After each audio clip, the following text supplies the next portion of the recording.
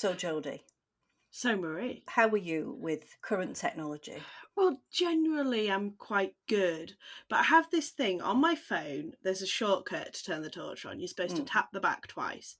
If I tap the back twice, it doesn't turn the torch on. If I Right. breathe near my phone, it turns the torch on. And I've asked so many people why I'm doing it wrong, and I just feel so old. It's the first time I've ever had it just not work for me. Yeah, see, I think I'm like the bridging generation because I remember life pre-mobile phones, pre-internet, when there were only 3 channels on the telly. I remember black and white tellies, to be honest. Mm, So I've gone through the whole change and it's amazing. I yeah. think it's just brilliant.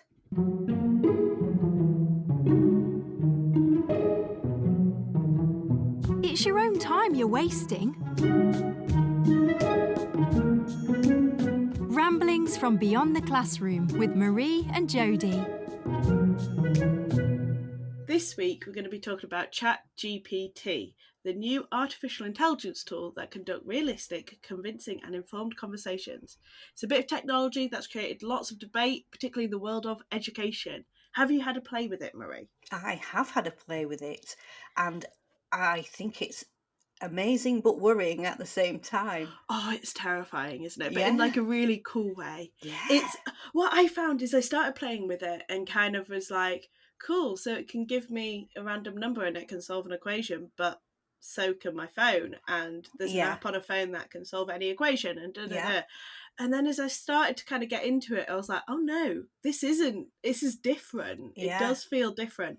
And it can be really clever and really annoying. Mm. And like, yeah, it's not just one of our anecdotes we'll read later refers to it as Siri on steroids. Mm.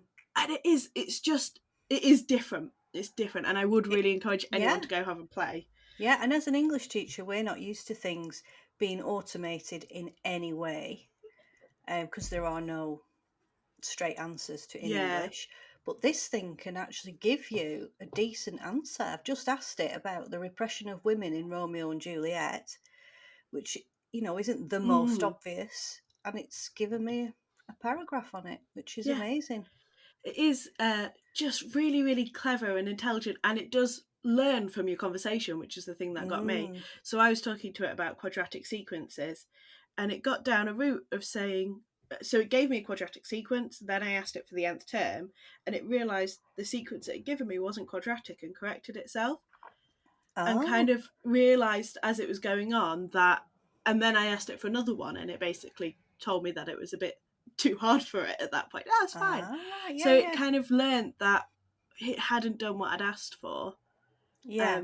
which is really That helpful. is clever. That is Yeah. clever. So joining us to explore this issue, because neither Jodi nor I are tech experts, as you can probably tell, is Dan Fitzpatrick, director of Edufuturists and founder of ThirdBox. Dan leads training on the role of technology in education and has created the ChatGPT survival kit for teachers. Hello, Dan. Hello, thanks for having me. It's great to be here. It's an absolute pleasure. It So, is. do you want to introduce yourself? Tell us a little bit about yourself. Yeah, so you kind of just summarized it really. So my day job is I am the strategic lead for digital at a group of colleges in the northeast of England. You can probably tell by my accent there. That's where I'm based. So we have 7 campuses going from Berwick upon Tweed at the Scottish border all the way down to Middlesbrough. And kind of my job is I've got a team of about 25 people, and we across the 7 campuses we promote and kind of drive digital skills within our staff, within our students. We've got 12,000 students and 1,000 Oh, members of wow. staff, so we've Wow. got a big job on our hands there. But we're also Mm. Yeah. the cool thing is we get to experiment and spend some money when we have it on some cool Ooh. tech. So we're investing a lot in immersive technology at the moment in terms of VR and Oh, extended wow. reality. So we've got 2 of them at the moment, and they're full rooms, fully immersive rooms, and we're just Wow. about to install about 3 more of them. So my team's working on kind of an integration framework for how to integrate Yeah. VR into education at the moment. So that's pretty cool. Yeah, we're doing some good stuff. But like you said, I feel like I've almost got 2 jobs really. So outside of my day job, I I get excited about tools that I think are going to transform education, about Mhm. things coming down the line, and I'm very much of that kind of that mindset of we should listen for those weak signals that are coming. So Yeah. things like technological advancements, and all sorts really, and actually go, how's this going to change the world for our students? How's it going to change education, and should we start preparing for it? And I think, like you say, the chat GPT has come out of nowhere for a lot of people. Yeah. I sometimes, when I'm given a presentation on anything to do with technology, I always start with a quote, and it's by McKinsey and Company, and they said that the next 10 years of technological advancement will progress more than the last 100 years. Yeah. Wow. And if you That doesn't think what's surprise me. happened in the last 100 years in Mm. terms of we put humans on the moon, the Mm. invention of the internet, they're probably the most progressive century of human Yeah. history, Yeah. and we're going to get that in the next 10 years. And when I share that, I kind of share it for impact and go, right, to get people thinking, how's technology going to impact what we're doing? However, I don't think I fully understood that quote myself Mm. until I started playing with ChatGPT and realizing the Yeah. potential of it. Yeah. I don't know what you think, but I think, yeah, you picked up on it there when you said, actually, there's a lot more to this than when you first start playing with it, and I think that's what excites me where this is gonna go. So you kind of touched upon the funding there. So I remember when I was at primary school, kind of when we got a class set of computers, and it was still one between two, and that was so 15 computers for a whole junior school, and kind of then going to secondary school, and they had enough for one each for one class at a time. Kind of. So I remember that development and how expensive it was for people to set that up. How do you think that'll apply to things like to new tech and to AI? And we mentioned VR as well, kind of. Yeah, I think, well, I've been kind of advocating along with many people that we need to integrate technology into what we're doing. I think the impact it can have on just the education that's going on in the classroom and the learning, but then also building skills for our students, for our children's next steps Mm. are vital. And I really think, and I was just writing an article on this morning for Sec Ed magazine, and I was really trying to understand what the problems are here. And I think we haven't moved as quickly as we should have. Yeah. We haven't, and I know it's important that right at this moment in time, we need to, as schools, as educational organizations, we need to focus on the children in front of us, and we need to maximize the potential right in front of us. But the best companies in the world outside of education do that, but then they also dedicate some time to innovation and Mm. thinking what's coming. And I really think we probably haven't done as much of that as we should have. And so things have kind of been forced upon us a bit in recent years. Yeah. Like you Yeah. look at kind of some schools, like you say, kind of ran with technology. Some didn't. Some tried it and thought, "Oh, it's not working. Let's go back." Yeah. COVID kind of propelled us Mhm. into an Mhm. era of going, right, well, we're gonna have to get to grips with it. And then after COVID, when the pressure wasn't on, a lot of schools reverted. Yeah. Some schools carried Yeah. on. Some just kind of stayed at the same level. And now I think we're at a stage where we're not in a COVID style scenario where things are going to go back to normal. This technology is actually going to keep getting better Mhm. and better. And we know from the companies that are making this that ChatGPT is actually the worst version of this technology that we have. Right. It's gonna get better and better and better. Yeah. And there's the kind of the head engineer at Google. I was reading some of his work this morning, and I forget his name, which is bad. But I forget if you search for the head engineer at Google. He said in a book that he wrote a couple of years ago that he thinks that by the year 2029, which Mm. is what 6 years away, Mm. AI will be at the same level as human intelligence and what a human can do. Really? By the way, just before I finish his quote, is I heard from someone yesterday that he was just about to release his next book and has stopped it because of ChatGPT. So I think he's revising those updates, and we're Oh. looking at probably an earlier year now. But he then goes on to say that he, in his prediction, and he's the guy who's working on this from a Google point of view. Yeah. Um, by the year 2049, he thinks, and he calls it the singularity. He says we'll enter an era where that technology will then just be fully integrated into how humans operate. Now, Wow. I don't mean to go all sci-fi on you Yeah. here, but Please do. if you've played with ChatGPT, you'll realize that actually the potential and the tools are there to make that happen. Mhm. Now it's just how we progress it and how we integrate it into what we do.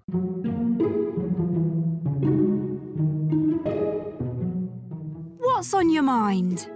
Let us know your thoughts, ideas, and anecdotes. Drop us a line at beyondmailbag@twinkle.co.uk. We've all seen the Terminator films, so let's ask that $1,000,000 question. Is it going to take over the world? That's a good question, and I don't think ChatGPT is gonna take over the world at the moment. But there's some concerns. So even Elon Musk himself, who by the way is one of the co-founders of OpenAI, the Mm. company who've Oh. produced ChatGPT, he is very concerned about where things can go in the next few years. Yeah. It's interesting that whole kind of that thing of I just mentioned the Google engineer there, him saying that, well, actually by 2029 we'll get to the same level of his intelligence. But when he talks about the singularity 20 years later, he's talking about intelligence that is potentially billions of times more advanced than a human's intelligence, like that far advanced. Yeah. I suppose, yeah, I don't know the answer. If I did, I'd either be building a bunker or making lots of money out No, of it. that's the thing. But I suppose it's always a concern. And yeah, I think that's why it's probably important that these companies have ethics boards, ethics Yeah. committees, Mm. and are really, and governments are on top of this. Governments, and especially our government, are notoriously a bit behind the times when it comes to new tech, and we're reacting to things. Like, for example, they've just brought out I forget what the act's called, but the act to deal with children and social media. Oh, I mean, yeah. that's been going on for 15 years, and now we've Yeah. just got some kind of act on it. Yeah. So we need to do better at that. I'm not saying this needs to be regulated. In fact, I'm kind of on the other side of the fence. I think we need to accept this and adapt to it. But this at the same time, we still need to safeguard ourselves, and in the education context, safeguard our children as well. So how would you address that with young people? So you said you wouldn't want it regulated. Has ChatGPT got stuff built into it to kind of make sure it is safe for young people, or? It does. I think if you've pushed the limits on it, it does come back and say, I'm not programmed to answer questions like that. So it does have some inbuilt safeguards. However, I think with technology like this, and again, we've seen this go through kind of UK Parliament and US courts. You're then essentially saying that a private company has the ability to regulate itself Yeah. if policy and governments don't step in. I think this is going to go fast. I don't think governments are going to keep up. I think No. that's unrealistic to expect that. And I think it's going to get integrated. So I think the tools that my prediction is, and I could be completely wrong here, but I think in a few months' time, that term chat GPT is going to kind of fizzle out a bit. Mm. And Yeah. we're probably not going to hear it much. And I think it's because the technology is going to just get integrated into the platforms we use. Other platforms are going to be built to integrate. And there's already it's been a matter of weeks since this was released, and there's already education platforms out there now that are being released where you can go on. You don't have to know what chat gpt is. You don't even have to know any of the ways to communicate with it. You just go on. It says, want to create a lesson plan, type in the lesson you want, Yeah. click it generates it, and there it is. So I think it will get more embedded into what we're doing, and I think that's going to be the same for the workplace. So when our students do leave school and they go into the workplace, it's going to be something that they're interacting with on a daily basis. It's going to be something in our personal lives. Can you imagine your Google Home or your Amazon Alexa having this technology built into it? Exactly. Yeah. If you've got one of those assistants, you know that actually it can't have really a conversation. Most of No. the time, it doesn't really understand what you're saying. You've got to end up shouting at it, and then. But if this is integrated in, and so you could have a full human simulated conversation, because that's what ChatGPT is. It's a first and foremost, before it's something that gives you information. It was actually created to be a human conversational simulator. So I think it's going to be in all that we do. So I think if going back to what I was saying before, if we just bury our heads in the sand and go, right, well, let's just lock it down, which certain American school districts have done in the past few Right. weeks.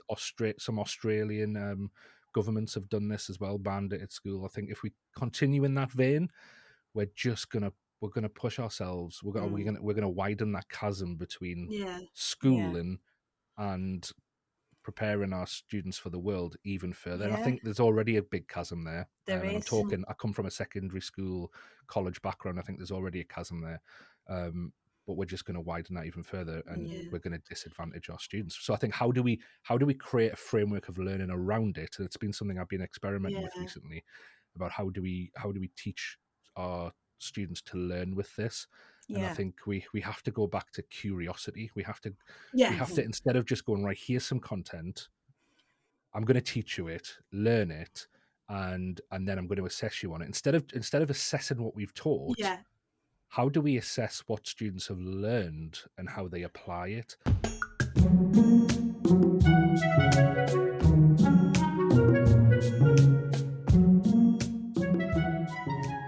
We do have an excellent teacher feedback. So this is from a secondary school teacher. It's a bit like Siri on steroids. I think there's potential for classroom application, but any students or teachers trying to use it as a shortcut could well come unstuck. I've tested it a few times for research purposes, and it's made factual errors each time, including attributing the wrong quotes to a poem. Maybe its poetic soul will develop in time. I also asked it to plan a lesson, the outcome of which was very formulaic, funnily enough, but it would have been usable. Overall, I think it's a useful machine for generating ideas and running straightforward tasks. The ability to apply mark schemes excites me, but I wouldn't trust it with anything complicated in its current form. That mark schemes thing is really exciting. Yeah, that is exciting, Particularly especially for for the English English. teachers. Yeah. Because we can never have anything marked automatically. We never get that pleasure. And this thing can actually do it if it's got the mark scheme and Yeah, it looks at the piece of work. That's exciting. absolutely. I've been playing around with that. I don't know if you've noticed on my Twitter account, if you follow me there, that was kind of one of the first main examples Yeah. I released with that. And yeah, it's phenomenal. I think to address some of the concerns there, I think it goes back to how this thing works. So it's not a search engine, first and foremost. In fact, GPT-3, which is the model, is actually disconnected from the internet, so it doesn't have access to the internet at the moment. Right. It did when it was building its knowledge base, but now it doesn't. In fact, it hasn't had access since 2021. Wow. So, but it does get things wrong. So how it works is it was kind of fed on 300 billion words worth of information, and what it does is it synthesizes that information in a fraction of a second. It brings information together, tries to work out the answer, then uses a system of probability to work out whether it's going to be correct or not, and then gives you what it's worked out. Sometimes it's wrong, and I suppose it's like having a conversation with anyone. Like they're going to use their knowledge base to go, right, Yeah. oh yeah, that poem, right, yeah, I think it was this person who wrote it based on my knowledge. I think it was. But what I've noticed is a lot of teachers, and I'm not saying the teacher who wrote that has done this, but and a lot of people at the minute with ChatGPT just ask it a question and get an answer and go, that was a bit naff, or that's not really what I want. It's obviously not. It's very limited. However, it's supposed to be a dialogue tool. So I was playing around with it the other day, and it gave me back. I was asking it to be Winston Churchill actually, and I got it to take on the persona of Winston Churchill and answer some questions for me, and it quoted the "We'll fight them on the beaches" quote, and I thought, is that right? Because I know that it gets things wrong sometimes. And I thought, is that right or not? And instead of actually going, right, I could let my knowledge on the subject, and teachers are experts on their subjects. They can guess, or they can have a good idea of whether something's right or wrong, or they might know whether it's right or wrong. But actually have a dialogue with it, go back to it and say, is this correct? Can you give a reference for this? And then actually what it'll do is it'll then question itself, go back and check if this is actually correct. Then if you just if you push it, I wrote a tweet the other day which I said, you've got to get tough with ChatGPT.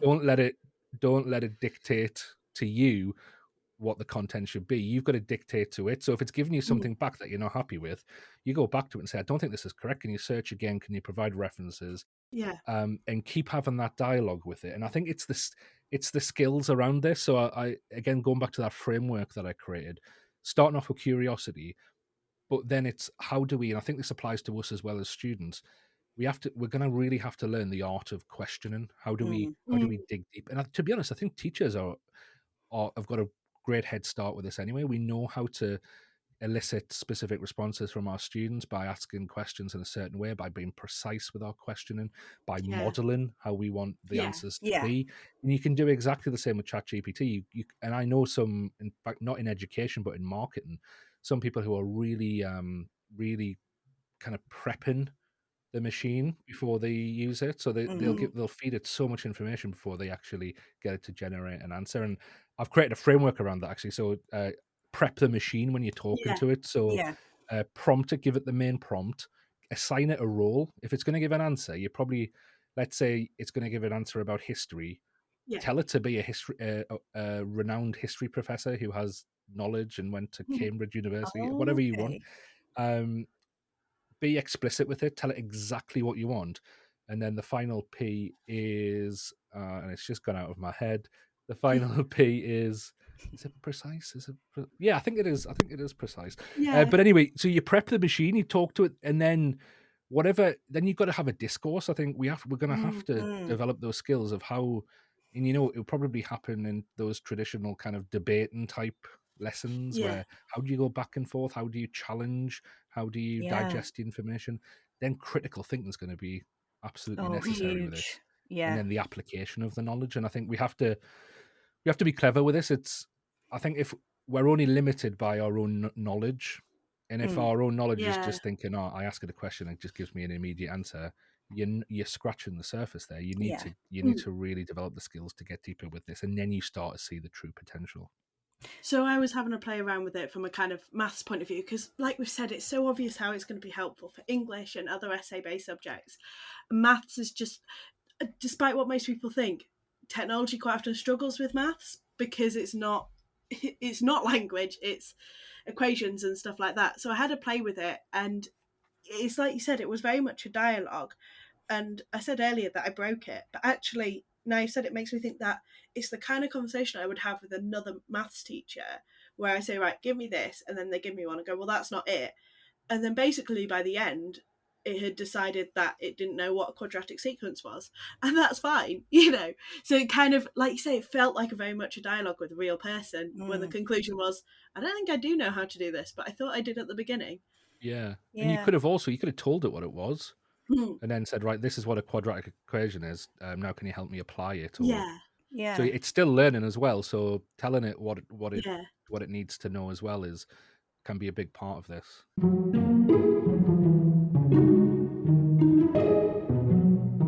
It's your own time you're wasting. So why not stick the kettle on, put your feet up, and have a cuppa? Ah, bliss. What occurs to me, because I agree with what you're saying about the skills that need to be taught, critical thinking, curiosity, how to ask questions. But the curriculum at the moment is so packed and so focused on passing those exams at the end. I think there is going to remain a disconnect between school and pupils' experiences outside of school until we do something to sort that out. You keep adding things in, but we Yeah, need to take something back out. exactly. And I think it comes back, simply put, are we happy getting our students to remember information that they'll not have to remember because we've got the technologies there now? Are we happy preparing our students in a way that as soon as they leave school, they're not going to be prepared for the world they're going Oh, into? yeah. Because fair enough, you can remember lots of things, brilliant, and you've passed an exam in it, but do you have the skills of how to apply it? Do you have the critical thinking skills? Yeah, And exactly. Yeah, also exactly. we don't necessarily, I'm kind of taking on the role of an employee here, but we don't necessarily need that your knowledge there, because we've already got that knowledge, and we pay an AI system to give us that knowledge. So I think, although, and I'm not saying knowledge isn't important, I think knowledge is crucial, but I think we do have to shift our focus a bit here. We do have to Yeah. start being clever with how we distinguish the humans in front of us from the technology, because just getting them to do what the technology can already do is clearly not going to work and not going to be No. beneficial for their futures. And Yeah. and I was just looking at a website again this morning because I was writing this article where somebody's created a website where you can now hire an AI employee. So you go on and you say, right, what do you want? Wow. There's a list of about 20 different employees, and they've generated a profile picture, like an AI generated profile Really? picture. They've said what the skills are, and then you can subscribe, essentially hire that employee. In fact, you go through a vetting process, like an interview process with that AI as well. So Wow. you ask it what it can do, what its skills are, you give it a test, and then if you're happy, you subscribe to it, essentially hire that employee to be a part of your team. So, and Wow. that's just going to, that technology and those platforms are just going to develop and develop and develop. Yeah. So if Yeah. we are teaching our students skills and knowledge that one of those AI machines can do, where they're not going to get a job. And Mm. and and I know education isn't all about getting a job. However, a key to forming successful people is Yeah, that and they're going to have successful some lives. relevant skills Mm. in the world in order to be successful and be happy. Yeah, and So also you want them to be able to operate in the Yeah. world as it is, and if we're not teaching that in school, there is a problem. yeah, absolutely. And actually, so you got to start being clever there and go, right, Mm. well, it's not necessarily going to take jobs off people, but the job market is just going to change. Yeah. Mm. So we might not need somebody who can do, for example, copywriting, because we've got an Mm. AI machine that can do that. But we're going to need someone who knows how to work with the AI in order to Mhm. get what we need out of it. So again, we're going back to that framework of, are we people who have got those skills in terms of prompting and questioning and critical thinking and applying it, they're the ones that are going to be in demand, and they're the ones who are going to be able to. So yeah, I think we've got to. I know especially in the UK, we've kind of focused on knowledge rich for a few years now, and Mm. I see the advantages of that. I've worked in schools where that has been the emphasis. However, I think we're being forced in a position now where we're going to have to be clever and think we need to change things up here if we want to not just widen that chasm, if we want to prepare our students. I think it's exciting. I think Yeah. if you're listening to this and thinking actually this is dismal, we're going to have to change everything, and I think there's an Yeah. exciting opportunity here, Yeah. because at the end of the day, we're forming our young people to be relevant in the world. We're forming Mm. our young people to go out and have a purpose in the world, which is surely why we're in education. Yeah. Yeah, exactly. Do you think there's a risk that we could become too reliant on this sort of technology, or? I guess I'm very reliant on my car. I'm very reliant on this computer that I'm using at the moment to speak to you on. I don't think it's necessarily a bad thing. I think we just have to learn how to integrate it. So this is a comment from another secondary teacher, and this is what, I don't know who it is, anonymous, what he or she says. I've only interacted with ChatGPT briefly, but I think my concerns come from companies' reactions to this sort of thing. Just because there are methods out there of making particular processes more efficient, does that always mean that we should be utilising them? Does our end goal always have to be doing as much as we can as quickly as possible, particularly if it might be at the expense of actual humans? I'm not saying that I think we're going to be taken over by robots anytime soon, but I think this kind of software calls into question the bigger picture of why we always have to be striving for maximum productivity in the workplace. There has to be a line somewhere where we accept that processes may be slightly less efficient, but it's good for staff, it's for the good of staff and their well-being. And remember, if you ever want to feedback on one of our upcoming episodes, just email beyondmailbag@twinkle.co.uk. I really agree with the sentiment there, and Mm. I'm completely on the same page. I think what the concerns are genuine. However, I'm going to take the opposite point of view, but come out at the same conclusion, Mm. and that is that actually at the moment, the humans, us, are being used to generate the efficiency. Yeah. We are the cogs in the wheel. We are the Yeah, ones that have to bear the workload when the system wants to be more efficient. yeah. Mm. And as schools, we've gotten very good at that. We've gotten very good Mm. at optimizing the system and getting Yeah, our teachers to do more and more and more.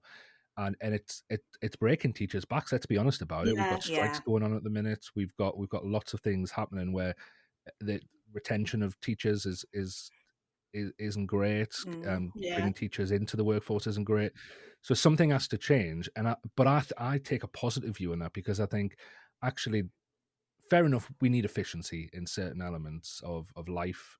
Yeah. However, the technology can be the efficient component, Yeah. and I think if Yeah. we do this right, and I'm optimistic we will do this right, is that it will help make humans more human. Because if I go into a workplace and all of it's being done by AI, or a large percentage of the mundane stuff, let's say, is being done by AI, then actually the type of employee that employer will probably want is actually someone who's got human skills, who's got Yeah. character, who's got empathy, who's got the types of skills that the AI machine doesn't have, the Mm. more emotional side of things.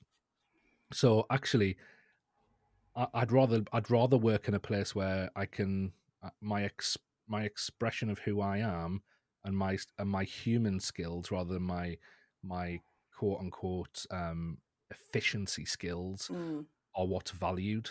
And Yeah. Yeah. I think that's what's coming, and I think that's going to have a trickle down effect in education. It has to, I hope in so. that we start teaching those character values, and we start forming a human being rather than forming a vessel to put knowledge into.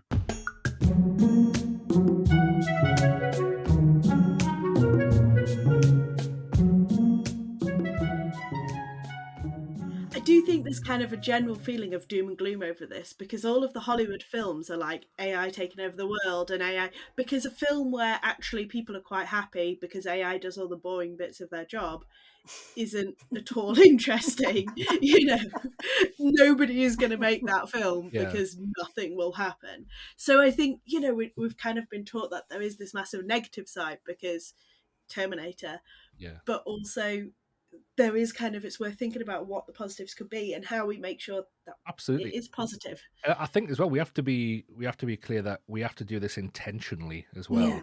Like Yeah. if you ask any blue collar worker from the 1970s if technological automation in their workplace was a good thing, they'd probably say no, because it put them out of Mm. a job. Yeah. Um, Yeah. and actually, I was watching a news clip from the 1970s where they were introducing some automation. I think it was at a car factory Mm. in Sheffield, if I remember rightly.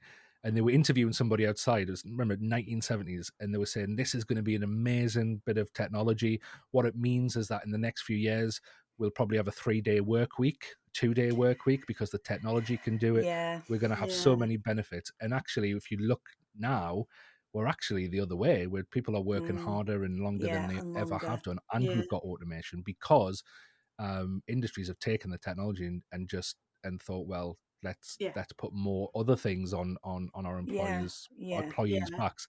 Now that this technology is so advanced, it's almost coming for want of a better term, it's coming for white collar jobs. Yeah. Now it's starting to make us think, actually, we can't just have technological progress at the cost of the human.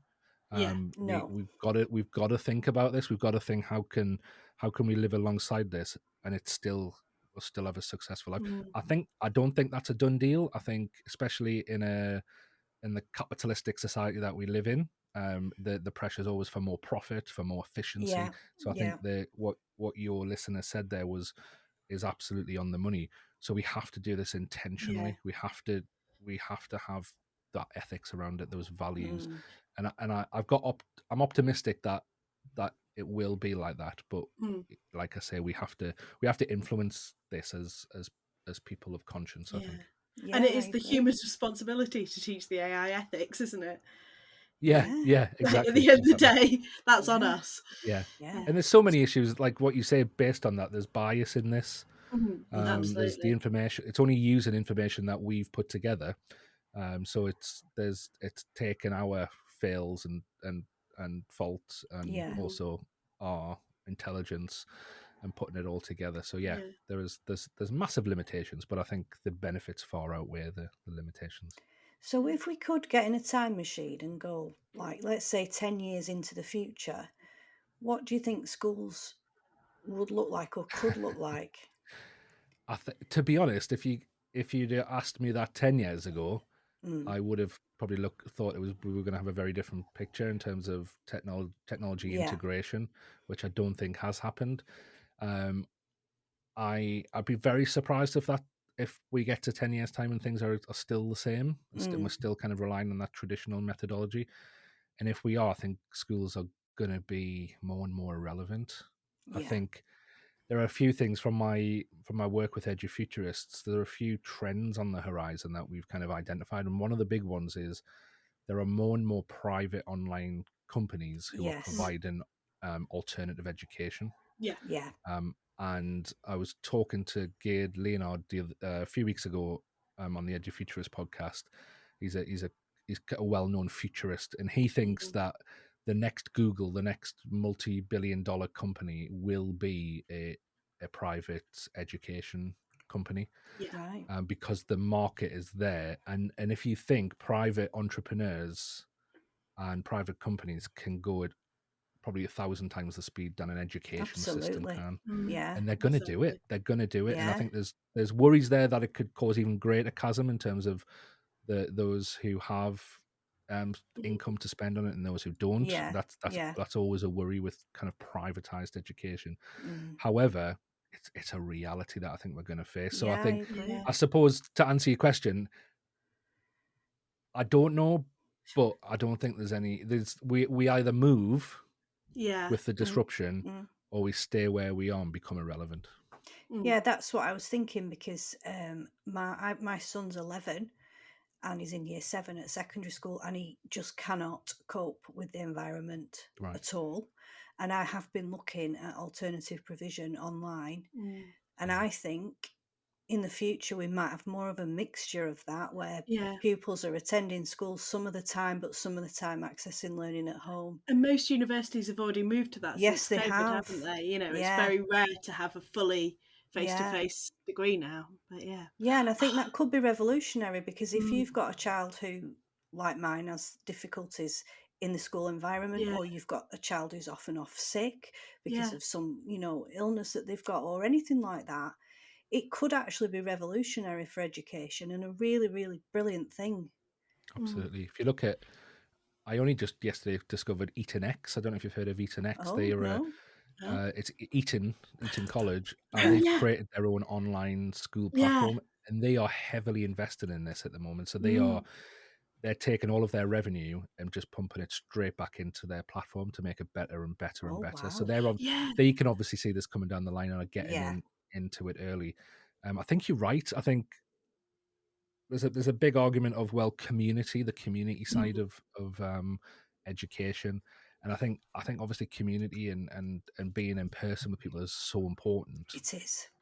But do we look elsewhere for that? I suppose people made that same argument when people stopped going to church, for example. Yeah. Like they said, Yeah. well, how are you going to get your community? And schools have almost become the de facto now a sole place within a community where the community gather or gather Yeah. around a common cause, I guess. I think that is a danger. We don't want to just have No. students at home with a No, VR absolutely. headset on, That's accessing a right. virtual campus, because that's where it'll go. Yeah. But we want them to be out and about in person as well. So I think we have to be creative there in how do we. Yeah, that's right. But I think it'll be a menu. I think it will. It'll Yeah. be right. I do an hour in the virtual campus in a morning. Then I do some self study to report back on a project. Then I take part in a workshop with a local employer and learn Yeah. about Yeah. how the skills are applied there. Then I go out and meet up with other like-minded people at wherever that is. Absolutely. Yeah, it's It definitely makes you think you could do something more individualized, can't you, if you can embrace stuff like this? absolutely. yeah. Yeah, and I think post-COVID as well, the workplace has changed so much in that regard. A lot of people are doing hybrid working, Yeah. so they're at home some Absolutely. of the time and in the office some of the time. And even the way jobs work, they think that within the next few years, actually, the chances are you won't be employed by a company. Like, say, for example, a teacher. And I'm not saying this is going to happen, but this is kind of they're saying that this is going to be the model for the whole economy. Really, is that a lot of people will, instead of getting a full-time job, they will they'll work on a freelance basis. So Yeah. a school might go, right, well, we need you to teach these lessons, and it equates to 18 hours a week. And then what you do is you use your skills to then fill up the rest of your time in other Yeah. types of jobs or Yeah. other types of skills. So that ability to have different skills. Yeah. So I might be an English teacher, teach 18 hours a week, and then I might do 10 hours of copywriting for an online course company. Then I might Yeah. do Yeah. some social media work for another company. And it's about how do we get our children, our students to be people who are agile and who can Yeah. Yeah. unlearn and relearn as well, Yeah. because that's going to be so key. And there's a great book by Reid Hoffman, one of the co-creators of PayPal with Elon Musk, and he brought a book out called The Startup of You, and he essentially Oh, argues Yeah. that you need to treat yourself like a startup company, yeah. and you have Yeah. to be agile, you have to adapt quickly in the modern workplace environment. And I think those skills are gonna, and these like books like that and some of the other Yeah. things I've mentioned are being written by people who know what the industries are like and what they're becoming, and where they're going to be going in the future. So I think it's important that we listen to them, and we try to adapt education so that our students are going to be successful in that world.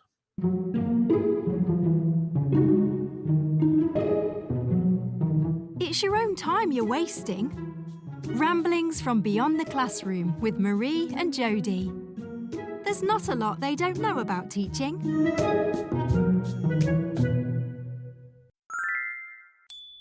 This has been so fascinating, and I could Really talk interesting. For forever. hours. Yeah. So thank you so much for joining us. We like to finish our podcast with a little thing called 2 stars and a wish, which is possibly something that should go when we come up with our new AI system. So have you got any stars from today, either of you, from Which today? a star is a tip you liked or a story you enjoyed? I think I'm going to go back and use this site a little bit more, because I think the tip that I've got is to kind of open up a dialogue with Yes. ChatGPT.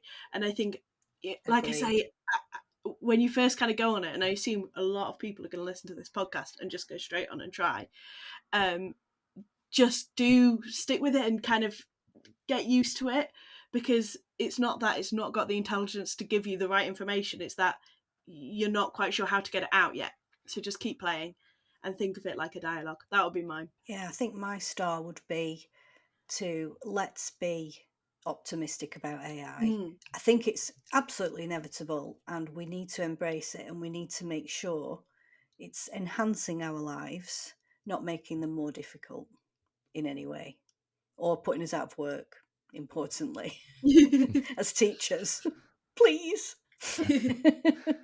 I think I don't think AI will replace teachers, but I think Mm. teachers who can use AI will replace teachers who can't. Yeah. I think Yeah.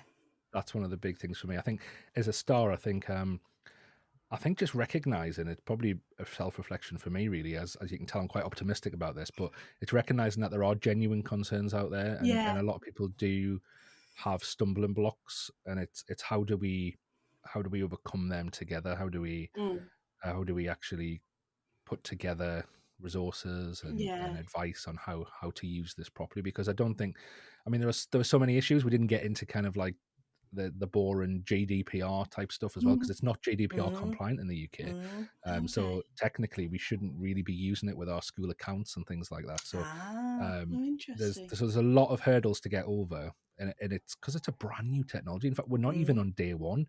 They essentially, the people at OpenAI created GPT-3, this process, this AI process, and then decided to stick a chatbot mechanism on top of it just to I see what would happen. see. And we're still Yeah. still in that research phase of Yeah. that. So we're not even at stage one of how this product will be developed yet. So just recognizing that the amount of impact it's having already, and we're not even out the gates with this technology, Yeah. and trying to relieve fear, because I know there is a lot of fear out there. Yeah, absolutely. Oh, thank you so much for joining us. We need one wish. I think my wish will be to get the funding to use this To use technology it. and to Yeah. be able to kind of apply it in a really good way. Yeah. Yeah. I think my wish would be that we are able to use AI so that every student can access education wherever they are, whatever their circumstances, they can get to it and they can use it fully. Yeah, I think my wish would be that we don't bury our heads in the sand, but we embrace it with caution, and we work out how to integrate it so that our students can benefit from it. Yeah. Brilliant. Thanks for that, Fantastic. Dan. That was amazing. Thank you again for Thank joining you. us, and thank you for those who are listening. Don't forget to like, follow, subscribe, and we'll be back in a couple of weeks.